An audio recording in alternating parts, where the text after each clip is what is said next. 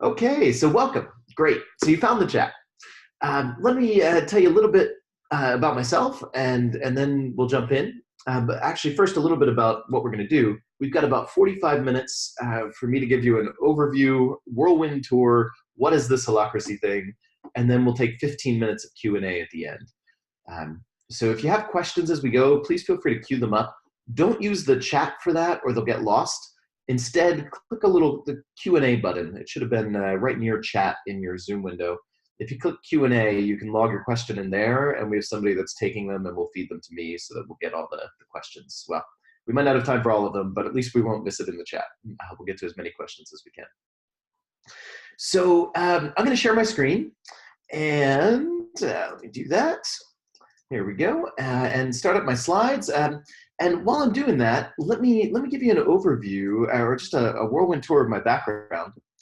And I'm the founder of this Holacracy thing. There's been a lot of people involved in it over the years, not just me, but I'm kind of the main pioneer.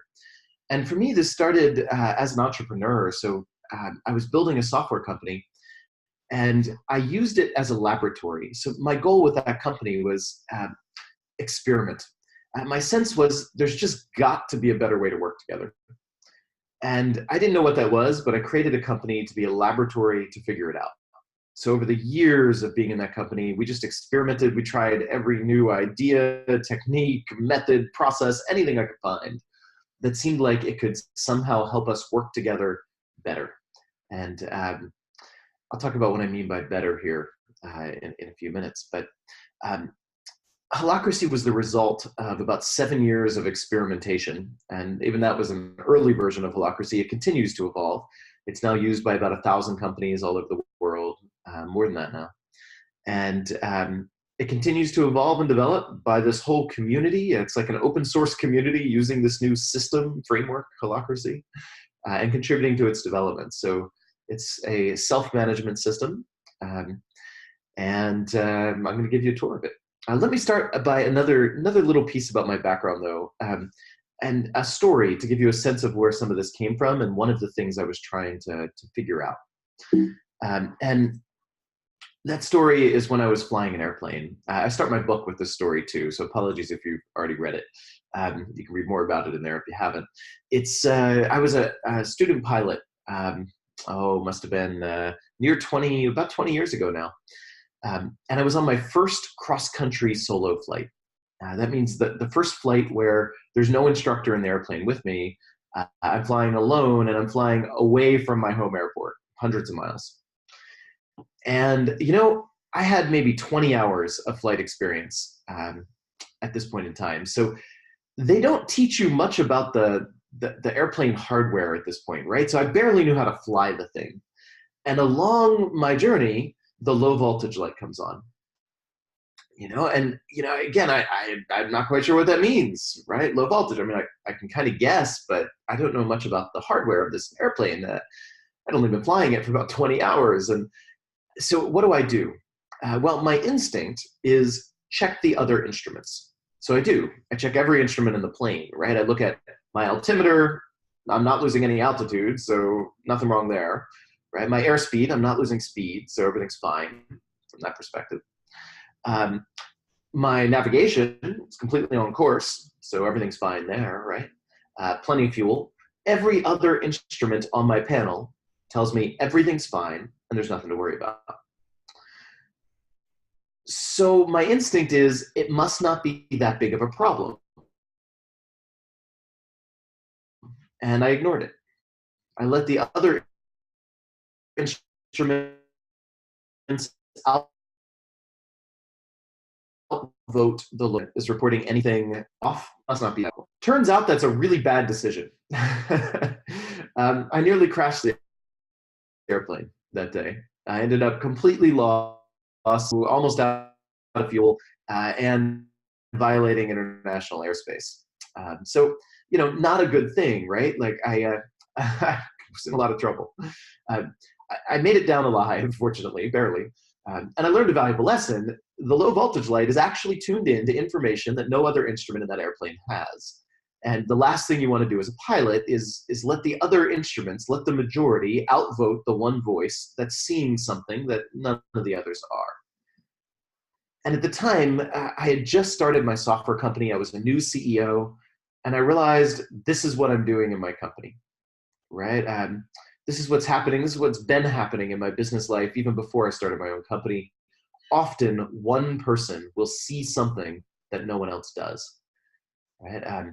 Maybe you've had this experience. Have you ever been the low voltage light in your organization? Right? Have you ever been the one person that kind of senses something that most people just don't quite get like you do?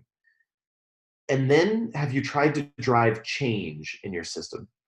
What I've found is it's really, really difficult. When one lone person senses something that could be better, it's hard for them to drive change. And this is true even when everyone kind of wants, that, when nobody's actively resisting it, right? None of the other instruments were resisting the change in my flight plan here. They just didn't see it. And I see this in businesses. We'll call meetings and somebody will start trying to talk about something they see and others just don't see it. And so we talk and we talk and we talk and we have unending, painful meetings and nothing gets decided, right? Or you have to convince the right stakeholders and it just takes so long that by the time you do, too late, right? There's many ways. And let me actually ask you the question. When you've been the low voltage light in an organization before, or when you've seen somebody else who has, what limits their ability to drive useful change, right? What words or phrases pop to mind when you think about what limits somebody's capacity to drive change in an organization today? And just type in the chat, whatever comes up. What limits useful change? What factors or facts of organizational life kind of just get in the way and slow us down and make it difficult to drive positive change? Go ahead and type in any ones you can. I'm going to read some of the ones coming up here. I see one of the first ones that came up, fear. It's funny, and that's come up a few times already. Fear is one of the ones I see all the time near the top of this list when I ask this question. The rules of the game, yeah. The authority structure at play make it really difficult. Often people feel very disempowered and it's difficult to drive change. Habits and inertia sometimes, yeah. Lack of courage, another piece of fear. The disempowerment, yeah.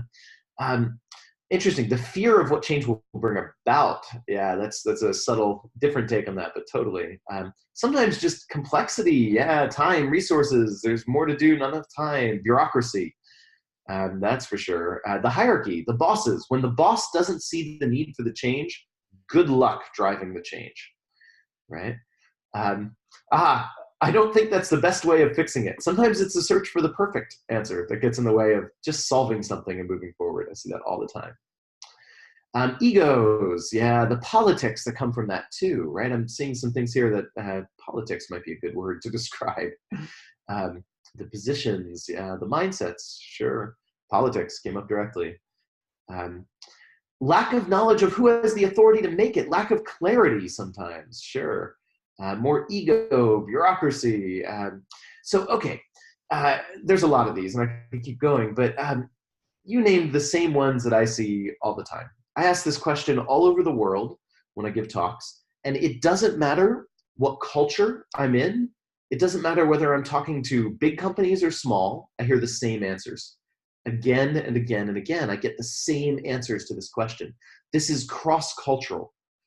I found that fascinating. When I first realized that, this is nothing that's unique to one quirky culture on our planet. This is something fundamental to how we humans organize that spans across cultures. We have these issues. I can't imagine there's an organization on the planet today that doesn't suffer from at least some of these some of the time, if not most of them most of the time. Yeah. So I dug in my journey. Where were these coming from and how can I get around them?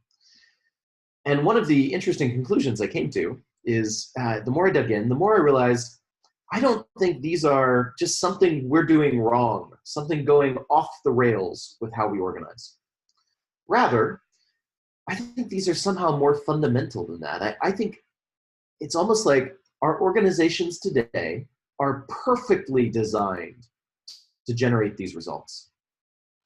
Right? These aren't bugs in our organizational operating system. They're unintended features. There's something fundamental in the design of the system that leads to these. And if that's true, then that's going to make getting around them incredibly difficult. right? If these are natural outgrowths of the way we organize, then we're going to have to fundamentally question the way we organize if we want to get around these. Let's talk about that. The way we've been organizing, the way we're used to organizing here, the way we've been structuring organizations for a long time now is the management hierarchy. This is so common that most entrepreneurs I've talked to over the years, they take it as a given. I did. When I was a new entrepreneur and I first started my software company, I didn't ask, how do I want to structure power in my company? I never had that conversation with myself or my co-founders. We never sat down and we never said, do we want to centralize power at the top of a hierarchy of people, command hierarchy, and then break it down a hierarchy of managers? We just assumed that was the only way to do it, right? We needed scale, we needed accountability, we needed structure, we needed clarity, we needed the things that the management hierarchy provides. We never considered there may be a different way to get those things. We needed order, and we assumed this was the way to do it. And I see that all the time today. It's an unconscious choice, right? And I think that's one of the things that makes moving beyond some of those issues we listed really difficult. I think some of them are fundamental to this way of organizing. If you organize in a command hierarchy of people, you're going to get the politics that result, the bureaucracy that results. This is very much a feudal structure, right? And you've got kings and barons and peasants. And when you have a feudal structure, there are some limits to the structure. But there are other ways to organize, right? We see it in our societies. We've long since learned in a human society that a feudal system doesn't work as well as giving people more autonomy and control and freedom in their lives. It doesn't work as well as an economy where people are free to self-organize. And this is what we have in most of our modern market economies. We've got a framework of rules, for sure. We've got some laws and regulations to keep us safe and operating together in a healthy way, right? But within that framework, we have people with a lot of freedom to self-organize. No one tells you, you're going to be a peasant and you're going to farm this plot of land in this way, right? Nobody tells you your career. You get to kind of follow your own passion and energy. And, if you're a little merchant building a business, you transact with people. When I fly into a city today, I can trust I can find a ride to a place to eat and a place to sleep. And I can do all that without big upfront top-down planning. I don't need a supply chain management department to figure out how I'm going to get a meal and a place to sleep. And when I order a salad, I eat a lot of salads. When I order a salad for dinner, my salad is an act of global cooperation, right? The lettuce comes from one country, the peppers from another, the olives from maybe Italy, who knows, olive oil. It's global cooperation, and they're shipped all over the world. And this isn't done from one act of top-down central planning. It's done from this emergent self-organizing system, each merchant ordering from other merchants, and the system results in order. Another great example of this is the human body, right? Trillions of cells all working together in a pretty highly ordered and structured system. And they're doing it without a CEO cell telling them what to do. How does that work? Right? They're doing it without a top-down command hierarchy. That's pretty remarkable when you think about it. Trillions of cells, and yet the system is ordered. My work with Holacracy is very much about leaving behind a management hierarchy.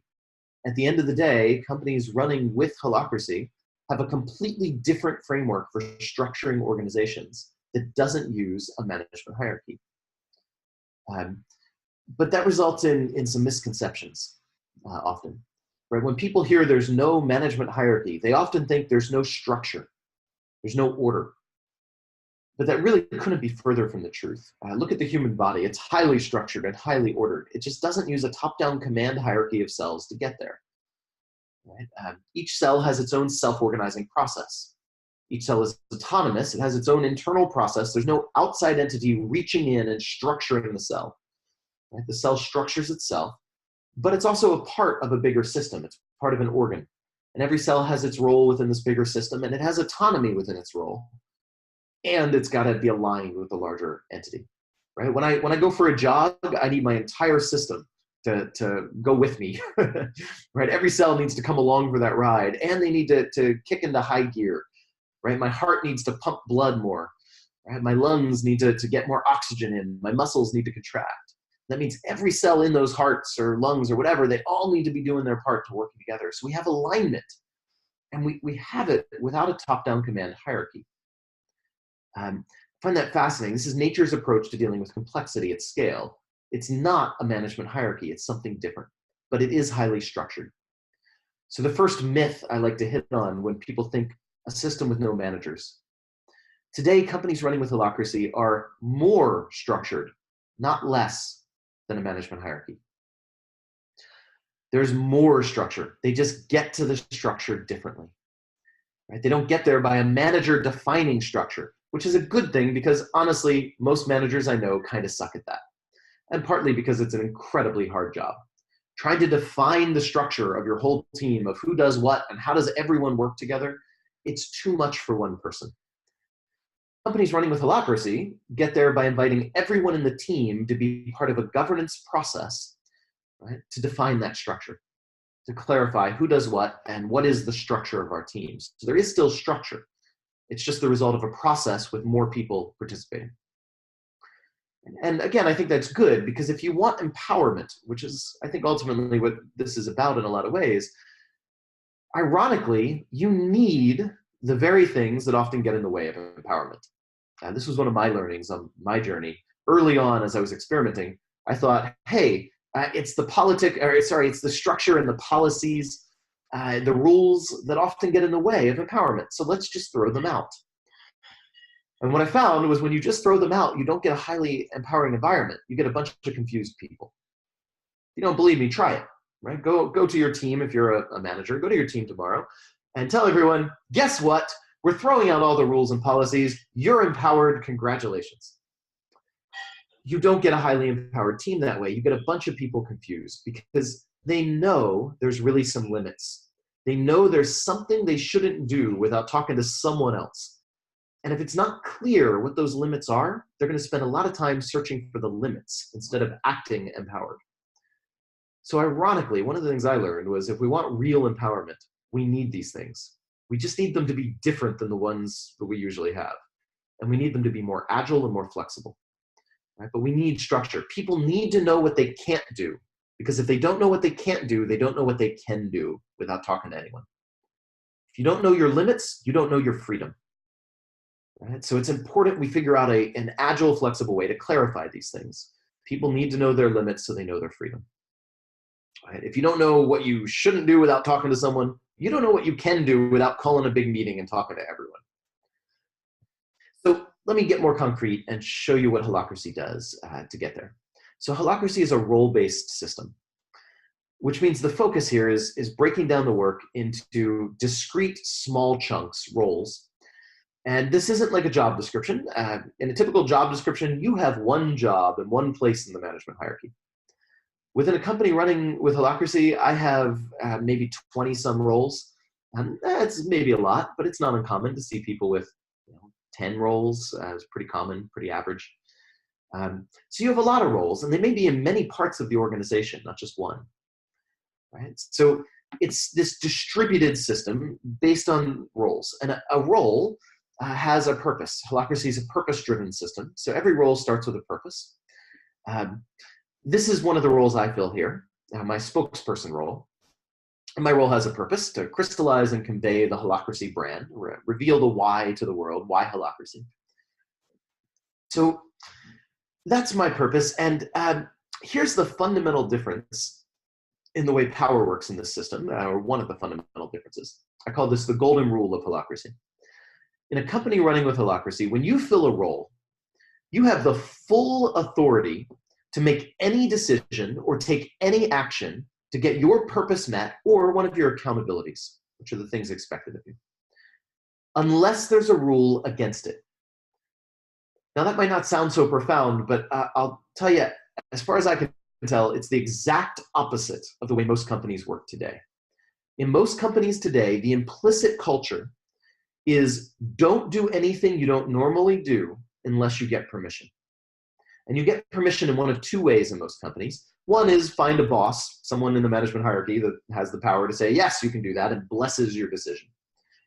But the actual more common route that I see in most companies today is you get permission by socializing it. You call a meeting or you go to all your stakeholders and you make sure everyone on your team is bought in, right? They think it's the right decision. And that's how you get permission. You make sure everyone's okay with it and you get consensus. And this is actually even more true in the more progressive companies today. They tend towards more consensus because they value people and their opinions, which is great. But consensus becomes a swamp. What you have at that point is what I call the tyranny of consensus, which is where everybody has a voice, but no decisions can get made, right? So everyone has a voice, but you can't actually drive change.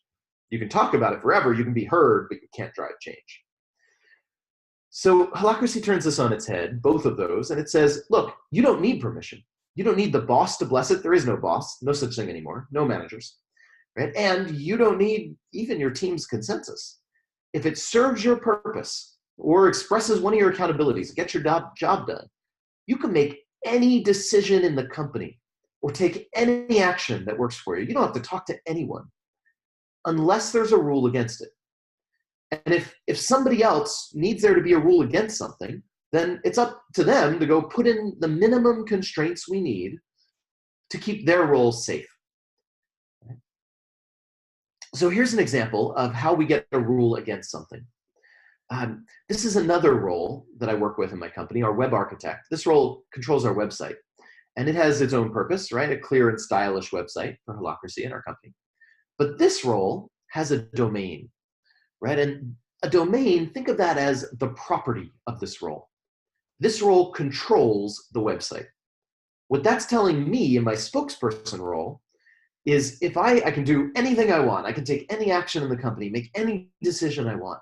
But if I want to mess with the website, I need to go to the person filling this role. It's my colleague Olivier here, and I need to talk to him and make sure he's okay with it.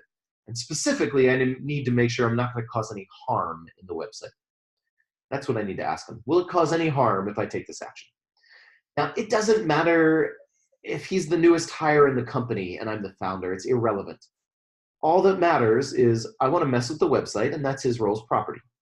Right? We're used to this in society. I know not to go take my neighbor's car, drive it somewhere without my neighbor's permission because it's his property. We don't need a local baron telling us what we can do with the car when we simply know that's my neighbor's car, it's his to control, and this is my car and it's mine to control. Likewise, if I want to redecorate my kitchen, I know that it's mine to lead. If I were in a typical company today, right, and running my kitchen that way, my household, I would call a meeting of the neighborhood. I'd say, hey, I want to redecorate my kitchen. Are you all okay with this color scheme or right, this countertop? And I try to build consensus and buy-in of all my neighbors because I'm not really sure who controls the kitchen. We've long since learned in society, it simply works better just to get clear, who controls what. And that's what Holacracy brings into a company, right? We break up the territory, if you will, who controls what. And then we give people the freedom to lead. So as long as I'm not messing with my neighbor's property, I can lead my life however makes sense to me. I can express my own purpose in life as best I can. The same is true here in the company. To lead my spokesperson role, I can make any decision, but if I mess with another role's property, I need to check in and make sure I'm not going to cause harm. Right, so that's one way we get boundaries. Now, if you want to see this collapse in a nightmare of bureaucracy, what you can do is get excited from what I just shared and go try to define all the roles in your company and all the accountabilities and all the domains or the property of all those roles. Try to break it all up and come up with the perfect design for your system. See, many companies try that. You don't end up with an agile company with decentralized distributed power. You end up with a bureaucratic mess where everyone needs to go talk to everyone, and the roles get really long and they become just like job descriptions that no one ever looks at. So don't do that. Instead, if you want real deep empowerment, you need to let the structure evolve. You need to start with the simplest imaginable structure and let it evolve over time. Let reality tell you, here's exactly the structure you need, right? Instead of you anticipating and trying to design all that from your mind top down. So when we create roles in my company, most of them start with just a purpose, maybe one accountability. They start virtually empty. Right? We don't create a bunch of domains to begin with.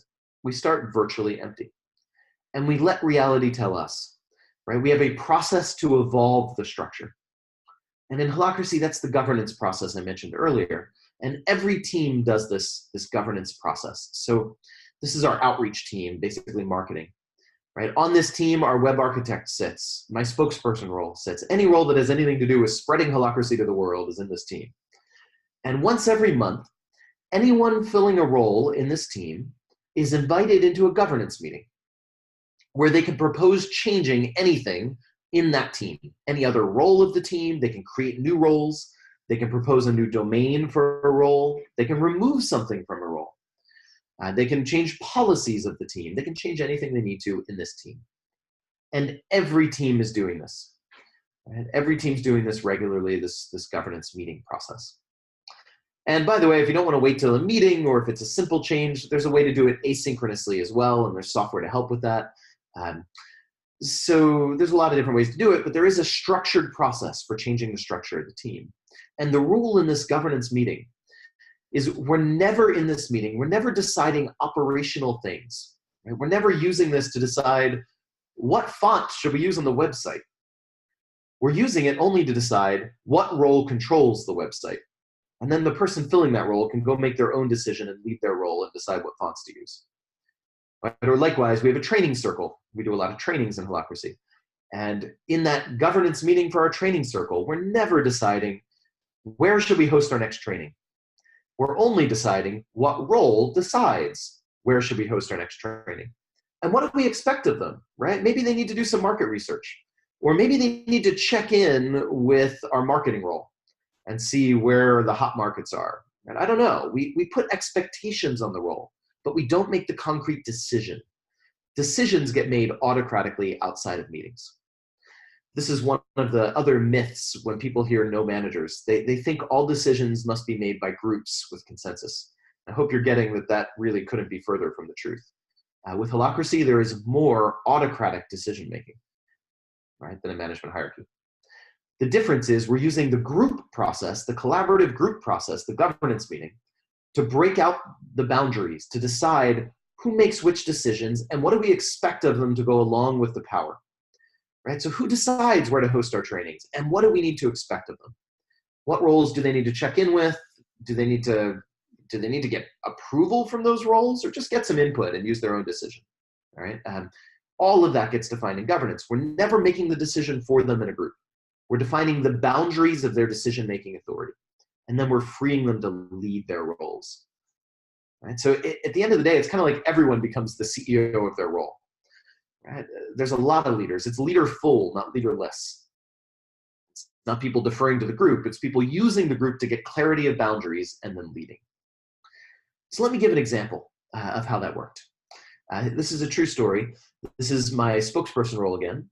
When we first created this role, it didn't have this list of accountabilities. We just gave it a purpose. I think we may have had one accountability in there. And then we started working, right? I did my job as best I could in this role. My colleagues did theirs. And there was a time where we ran into a tension, right? A colleague of mine did. Another role I work with is our casting agent role. And our casting agent is in charge of booking me for conference talks. So we get a lot of invitations to do talks at conferences. Casting agent has to sort through all those invitations, negotiate with the conference organizer, figure out which ones are worth sending me to and which ones to say no to. And at one point in time, this was several years ago, our casting agent had a tension. She would do a lot of work negotiating with a conference that she thought might have been promising. And she'd present it to me after doing a lot of work at the end of her process, and I'd shoot it down. I'd say, I'm not going to go to that. It's not worth my time, or the market's not big enough, or audience isn't large enough, or whatever. And imagine her feeling here. She's frustrated, right? She did all this work, all this energy, negotiating, building a relationship with the conference organizer, and then I shoot it down at the end of her process. So she feels disempowered. So what she does in this case, she comes to the governance meeting of our outreach team, where both our roles are. She shows up and she makes a proposal. She proposed adding this third accountability on my role, defining criteria for acceptable speaking engagements here. She proposed that. She said, if I could count on you to actually define the criteria you're using then I could assess myself against that criteria in the beginning of my process and not at the end, right? If I knew your criteria, I could use my judgment and I can know which ones are worth the time and which ones aren't. So she said, I'd like to be able to expect that from you. And she proposed adding that. Now, there's a defined decision-making process in this meeting. I don't have time to go through the whole process with you, but Matt, maybe you could actually share a link to our governance meeting video. We have a video on our website that'll walk you through more of that process if you're curious to dive in deeper. But the key thing in that process, we're not asking for consensus. We're not asking anyone, do you think that's the best decision? Do you agree with that? The question that's posed is, does anyone see any reasons why adding that expectation onto the spokesperson role will get in your way of doing your work? Right? That's it. It's not, do you like it? Do you agree with it? Do you buy into it? It's not that. It's, do you see any reasons why adding that expectation on this role will get in your way of doing your work? And if no one sees any reasons, then it's added by default. If anyone does see a reason, that doesn't stop the proposal. It just gives us a creative puzzle to solve. And again, Matt shared a link there. If you want to dive in, you can see more about that process there. But in this case, to get back to my story, it took about 2 minutes through that process. No one saw a reason why it would get in the way of their work if spokesperson defined criteria for speaking engagements. Right? So 2 minutes after making that proposal, she had a new accountability on my role that she could then lean on by turning to me and saying, when do you think you're going to have that done for me by? Now, the interesting footnote of this story, she was our newest hire right out of college, and I'm the founder of the company and a seasoned CEO in my past. In what companies do you know where the newest hire right out of college in 2 minutes can get an expectation added onto the founder and then turn to him and say, when are you going to have that done for me by? I think that's pretty remarkable. And I hope what it illustrates is something about what Holacracy does, which is shift us from the politics, the egos, the status, to just being about the work and the roles. We have purposes to serve here. We're all working together for a common overall purpose of our circle, our team. And then within that, we each have our little purpose and our roles to do. And what matters here is, what do you need to get your job done? What do you need to get the purpose met? Right? And then there's a defined process for that gets the status and the egos out of it. And that doesn't make everyone get buy-in and consensus from everyone, because even that kills change. 2 minutes to get that change done. So I hope that gives you a sense. And I hope it also gives you a sense of how the organization's structure forms. It's not through a top-down design. It's not by anyone anticipating, hey, I think we need all these accountabilities on the spokesperson role. No, we started with it empty. And then we listened to our tensions. We sensed into, when do we feel a gap between where we are and where we could be? Which is the definition Holacracy uses of tension. It's not a bad thing. It's not necessarily even a frustration. You could be excited about your tension. It could be an opportunity, right? We're here and we could be here, and that's exciting, right? So this is how we drive change. We listen to our experience. Instead of designing from our mind and our intellectual design, we ground ourselves in what are we actually experiencing in working together? And what is that teaching us about the expectations and the boundaries we need to hold of each other to work together more effectively? And then it is not personal, right? It's us learning together how to best serve a purpose. So I hope that gives you a sense of how this works. Tensions are driving change, and this scales. Every circle is doing governance, right? Every circle is regularly having this process and changing its roles, adding roles, merging roles, splitting roles, adding purpose and domains and accountabilities to roles. It's all living, breathing structure. This is my company's org chart. At least it was at one point in time. It looks completely different now. Totally different structure today. And it scales. This is a larger company, Zappos. This is thousands of roles and hundreds of circles. It's a more organic structure. It's changing constantly. Every circle is having governance meetings regularly. And let me add one last piece of this puzzle, which is the rule book for Holacracy. So I like to think of this like a sport or a new game, right? The game of how we organize. And, games aren't that much fun when one person is making up the rules as they go. If you've ever played a complex new game or a sport, you know that there's a basic set of rules there, right? There's a rule book. And ideally, you don't learn the game by reading the rule book. You learn the game by just getting out and playing it, ideally with a good coach or somebody who's played the game before. But the rule book's there for reference because that's what defines your power structure, right? That's what defines the basic rules that you can build on. That's what keeps it from being one person's show and to a mutual endeavor. And the same is true with Holacracy. So there's a rule book, the Holacracy Constitution. It's an open source document. It's the same one used by thousands of companies out there now doing Holacracy, which means it's a generic document. This isn't, I'm not saying you have to build your own rule book. That's the beauty of Holacracy. There's a generic approach here. But of course, that means it's not a one size fits all. There's no one right way to run a company. It's not telling you what roles you need, what processes you need. It's not even telling you how to hire people, fire people, or compensate people, or budget. It's not telling you any of that. It's giving you the governance rules to decide all that other stuff. So you have to customize your organization. You have to customize what roles do we need, what processes do we use, how does our company want to hire, fire, pay, budget, whatever. Holacracy is not giving you answers to any of that, but it is giving you a meta rule system. It's saying, here's how you can propose a change to any of those processes. So start where you are. However you hire, fire, and pay people today, budget, plan, whatever roles you have, start there.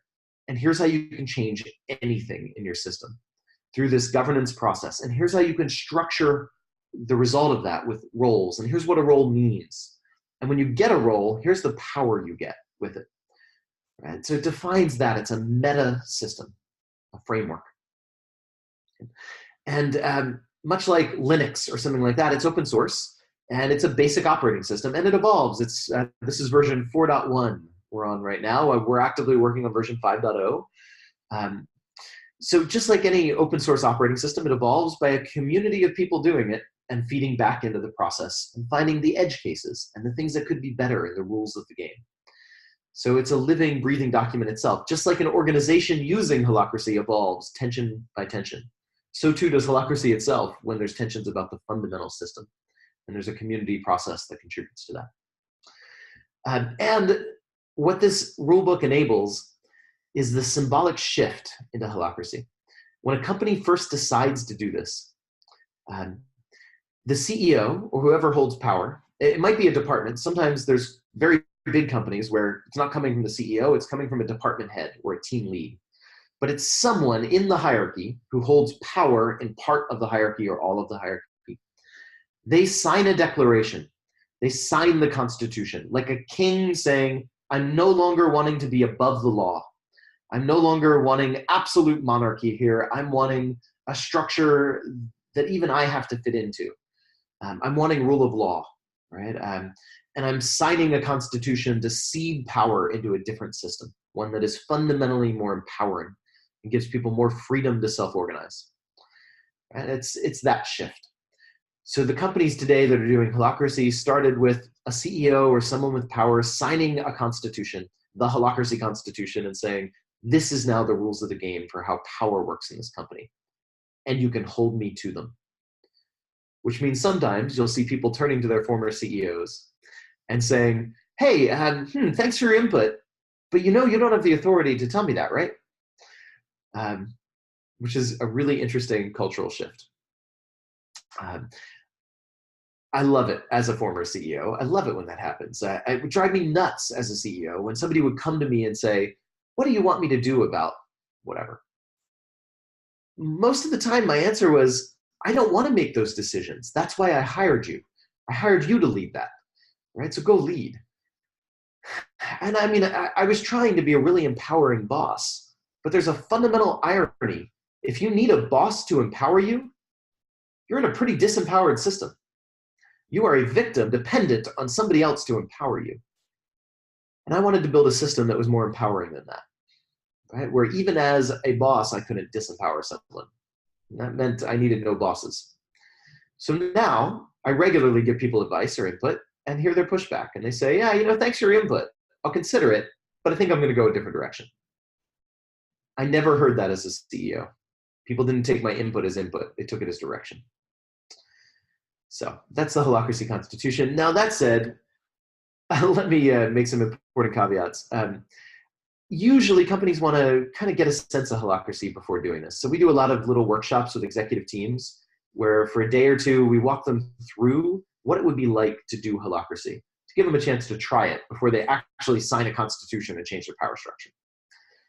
And even that, if it doesn't work for you and management hierarchy works better, throw it out and go back.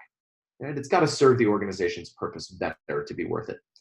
So you can always go back, but the commitment of the CEO is in the meantime, they won't break the rules to the best of their ability. Right? So try it first, get a taste. We do trainings. There's trainings all over the world. There's coaches that can give you a chance to try it in your one team to get a taste of it. But once you try it, this is what starts the journey. And it's only a start. The other, of course, I'm sure this is probably obvious, but day one, when the CEO signs that document, nothing changes, right? It's not like instantly everyone behaves differently because the CEO signed the damn constitutional document. Nothing changes day one. This is the hardest organizational change I've ever been part of in my career, and I've been part of a lot. It's hard. You're changing the way people relate to power.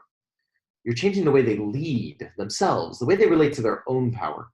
You're asking people to step up and lead in a totally new way. That doesn't happen overnight. This is a multi-year journey. Day one, nothing changes, but the symbolic shift starts the journey. And then it takes the right coaching, the right training. This is hard. And one of the general advices I'd give is get help, get training, get a coach, get something.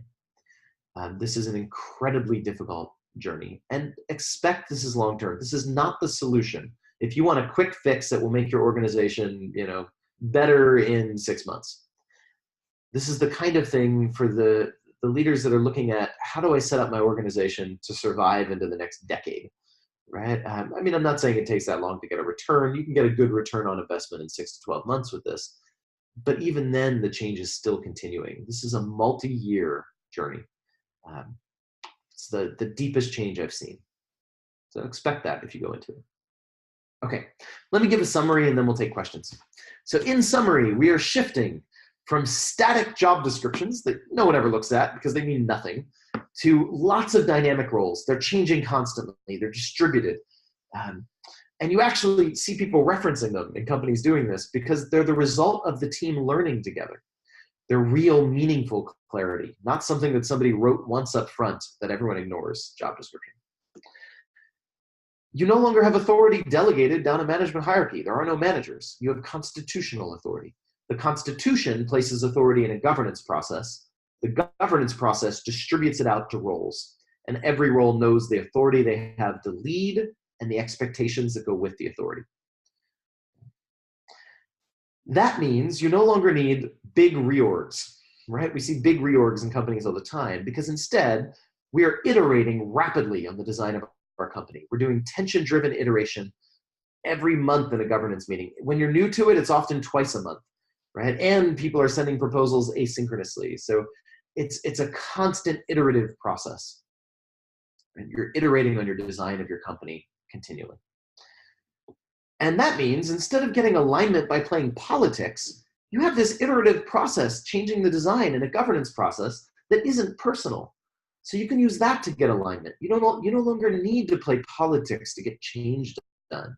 You don't need to play with egos and all the stuff that comes up. You can just show up at a governance meeting, like my colleague that I give the example of, that in 2 minutes added an expectation on my spokesperson role.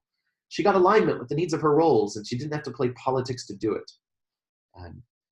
So that, in summary, is some of the shifts Holacracy brings. With that said, let's take questions. Right? So this is a pretty different way of running a company. What would you like to know? And let me exit my screen share here and look at my question list. And here we go. So, all right, great. Let me pull up some questions here. And here we go, my queue. Again, if you posted your question in the chat, please move it over to the Q&A so we don't miss it. Okay, first question. What is the minimum size of organization in which Holacracy works well? 3 people is what I usually find, and it's much easier to adopt in a small company than a larger one. So there's plenty of three-person organizations doing this. It's really easy. We started in Holacracy 1 when we first founded this company. We were 3 people. Um, and we started with Holacracy from the beginning, and it was beautiful. Running a startup with 3 people with Holacracy was so much better than my prior startup experience. Also with 3 people with management hierarchy, or at the case of a 3-person startup, not much of any structure, just 3 entrepreneurs doing their thing. Holacracy accelerated our entrepreneurial experimentation quite a bit. Okay, let's see. Every system has its challenges and difficulties. What are the main difficulties you encounter when helping organizations work in this way? Yeah. There are so many. They're mostly about the shift, right? The shift from management hierarchy to Holacracy. That's where we see most of the challenges. Most of the companies that make it to the other side of that, they seem to not have that many challenges. There are some, and I'll come back to those. But most of the challenges, 90% of what you're going to run into is probably in the shift. It's a really hard change. You're asking some of the things I shared, you're asking people to change habits. That's a really big ask, and it takes a lot of reinforcing practice. So, man, you see old habits. Sometimes, people will say it's like people are resisting this change, but I don't think that's it. I think it's just people need to get their job done, and they're going to do it the way they know how. And if a manager knows how to lead as a manager, they're going to default back to that until they learn a better way. So it's helping people figure out how to use the new system, right? Play the new game. It's like they keep defaulting back to the old sport they're used to. And you get the shadow power structure of the old managers acting like managers. And it's not just them. The old frontline employees acting like frontline employees and deferring to the managers. So both sides of that need to learn new ways of leading. And that takes a lot of patience, a lot of coaching, a lot of helping them figure out how to use the new tools of the systems. There's that. Once you get to the other side of the shift, or at least later in the journey, some of the challenges are redesigning all your systems, right? Like if you're coming from management hierarchy, probably your way of hiring, firing, and paying people are all based on having managers in that decision-making, and you need to find some creative ways to do it. And Holacracy doesn't give you one answer to that.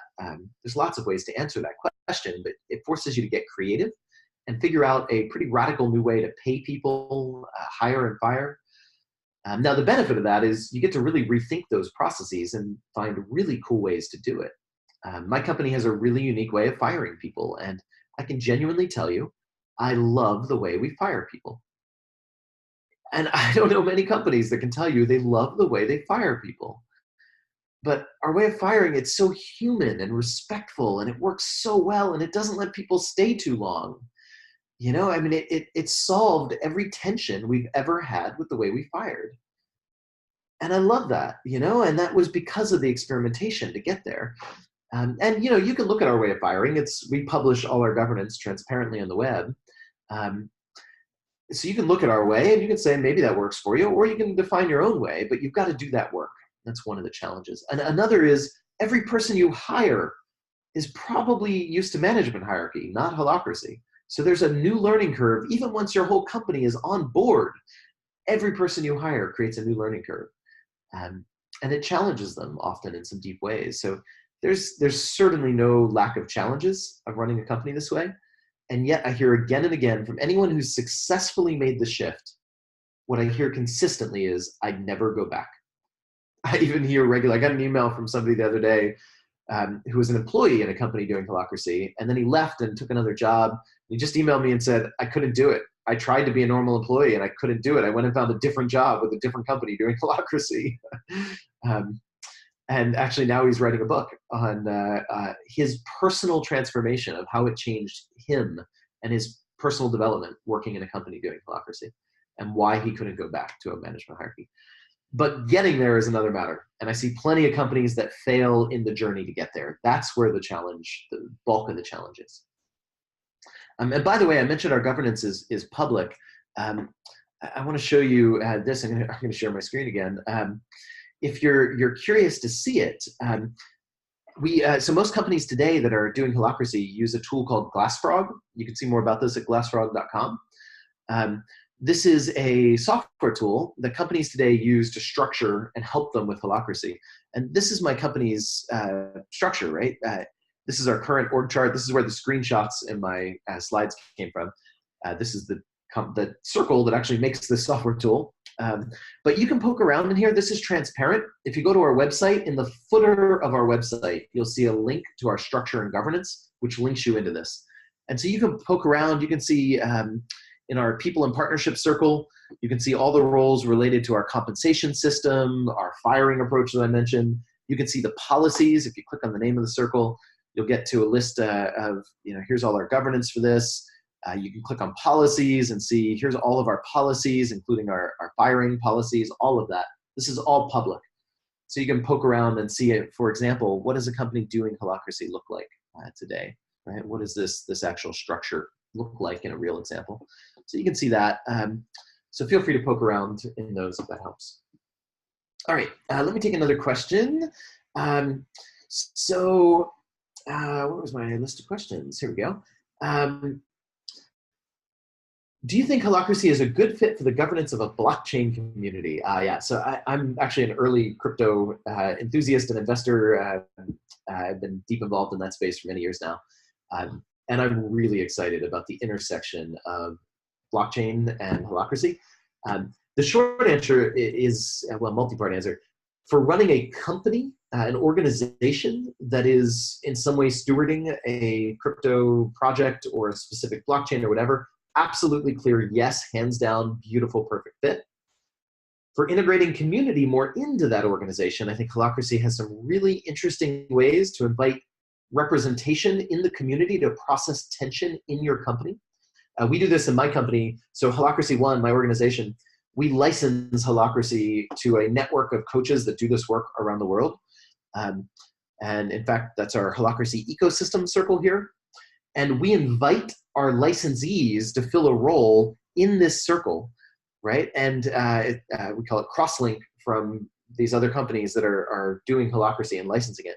So they're actually linked in and invited in our governance process to propose changes to our policies around our licensing. You can imagine a blockchain community could do something similar with different stakeholders and invite the broader community in. And now, as far as running an actual, like managing the open source, yes, I think it's a great fit, but with some caveats that I don't have time to get into in depth here. But I wrote a blog post. My recent blog post, most recent one, is on specifically Holacracy and its intersection with the blockchain community. Matt, can you find a link to that blog post and post it in the chat for us? That'd be awesome. If anyone interested in the crypto world or the blockchain world, check out this blog post. Yeah, I'm passionate about the space, and you'll see it there. Okay, let me move on to another question. Let's see. Do you know of any public service or governmental organization using Holacracy? Yeah, I'm actually excited. I'm pretty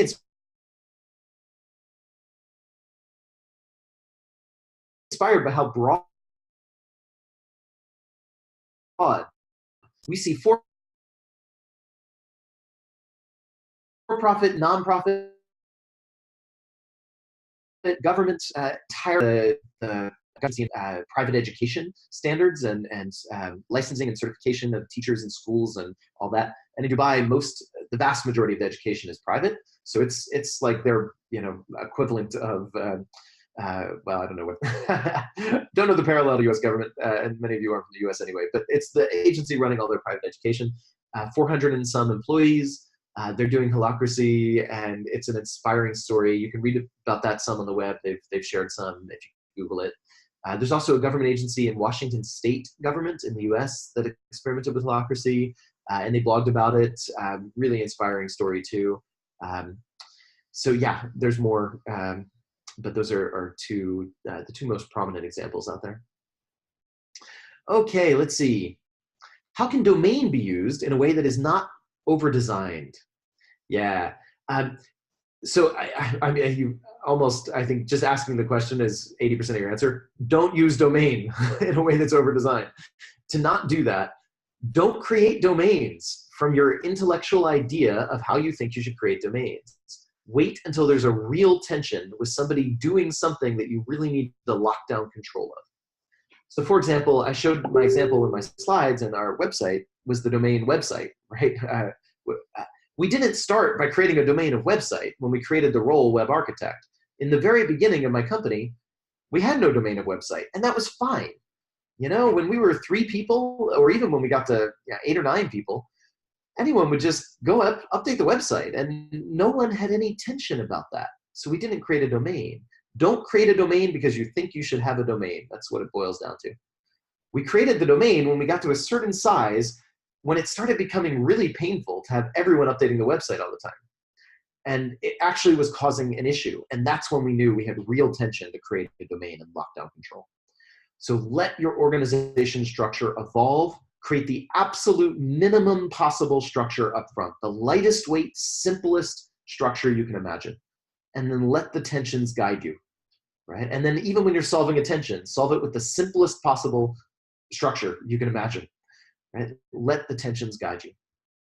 Hope that helps. Yeah, okay, another question. Are there certified coaches for Holacracy? Yeah, there's a whole certification and licensing program. You can find more about it on our website. Our role is basically quality control. So Holacracy is an open source method, but the brand itself, we control with a trademark. And we do that for quality control. We want to make sure anyone selling Holacracy services knows what they're doing. And to do that, we have a certification process. All you have to do to get a certification is prove competency. And there's a process for that. We maintain an assessment.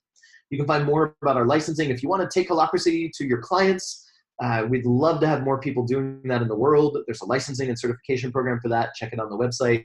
If you're interested in bringing Holacracy into your company, be sure you're using a certified coach. The quality control really does make a difference. And I've heard horror stories of companies that have not done that and gone with somebody that said they knew it and had no idea what they were doing.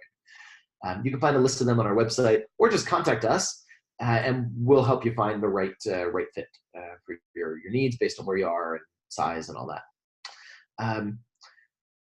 Cool. All right, man. There's so many more questions, and we're at the end of our time block. I wish I had more time with you. Let me invite you to send us those questions. We're more than happy. If there's anything we can do to support you, we can at least point you to where you can get them answered. There's also an online community. If you go into our website and click on community in the top, you'll see an online set of forums. They're very active with Holacracy coaches all over the world. So feel free to post questions there and get community answers. And feel free to email us. And finally, let me leave you with some next steps. So if you're interested in diving in deeper, well, one option, of course, contact us. We do sessions for executive teams to help them get a taste of this. We have a network of coaches that can help you adopt this. We have trainings. We have a 4.5-day training that's a deep dive in Holacracy. The next one of those is in Amsterdam in March. And after that, we'll be in Austin, Texas in May. And we're coming up, actually, we have one just opened in India, Bangalore, in March as well. You can find all those on our website.